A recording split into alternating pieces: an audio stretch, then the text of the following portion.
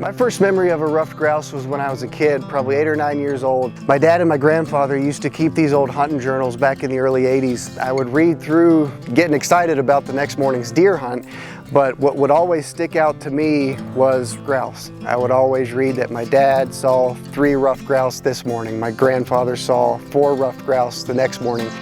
When I was a kid, ruffed grouse were even present in my life when I was 8, 9 years old. Fast forward 20 years, my dad and I were thinking about buying this piece of property near where I grew up. I'm a spiritual person, so I decided to go for a walk one afternoon in the middle of January, and I went into that walk hoping for a sign from God that this was the right decision for my family and I to make. In my mind's eye, I saw that sign being a big shed antler. Didn't find any shed antlers on that walk, but I did flush 3 ruffed grouse. And I took that as a sign from God and found peace in that this was the right decision for my family and I to make.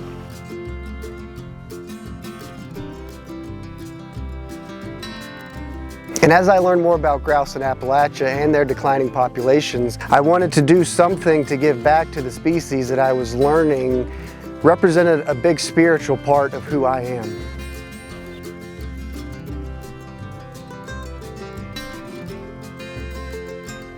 So I turned to what I believe is my biggest gift, which is getting people to invest and care about wildlife through film.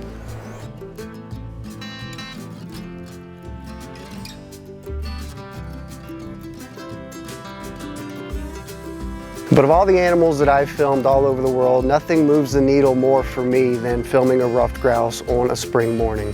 Because it's such a fun process. Step 1 is you got to find a bird.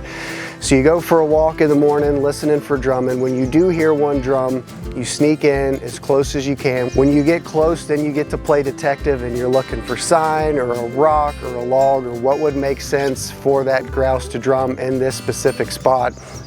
And then when the light bulb goes off and you do see it, then you get to see the world, how that grouse sees the world.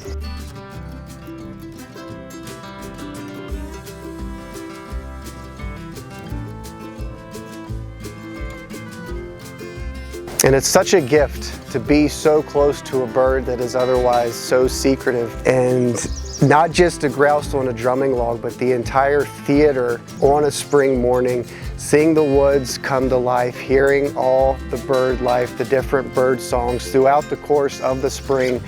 As you're walking into the dark, first you're hearing peepers and woodcock, and then by the end of the drumming season, you're hearing whippoorwills and warblers.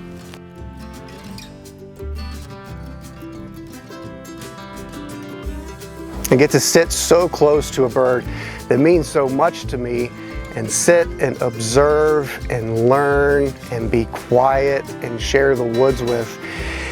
It's humbling for a lot of different reasons. A, because of the work that goes into it.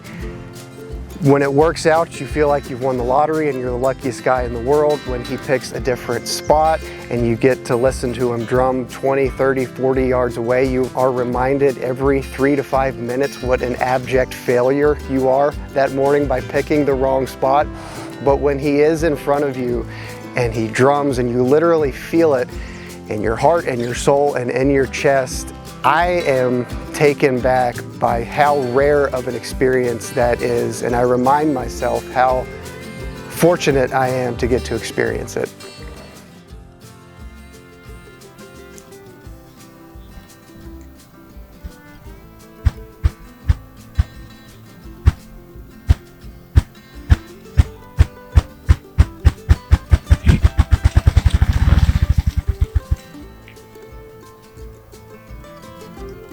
And I'm so thankful for the bird and every experience I have with it, because it has given me so much purpose and passion.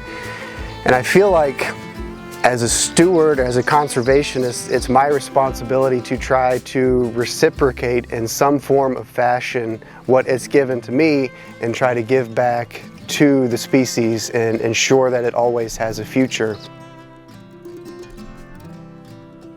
Because there is a lot at stake. To imagine walking through the woods on a spring morning and not hearing a grouse drum would break my heart personally.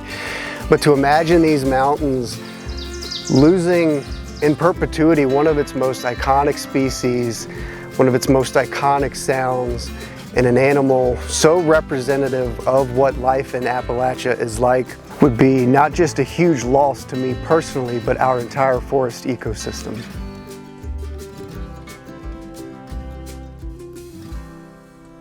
Filming drumming grouse has become one of my favorite things to do. When I was 8, 9 years old, reading about grouse in my dad and grandfather's old hunting journals, I never would have imagined that in 30 years I'd be getting up at 3 or 4 o'clock in the morning to film a bird on a log. But now, in this season of my life, looking ahead into the future, I can only hope that 30 years from now I'm getting to do the exact same thing in sharing the woods with the King of Spring. The Appalachian Mountains, where does your wind come from? Playing softly to me like brushes on the drum. The Appalachian Mountains, come and sing your songs to me. The Appalachian Mountains, sing me the stories of all the things you've seen.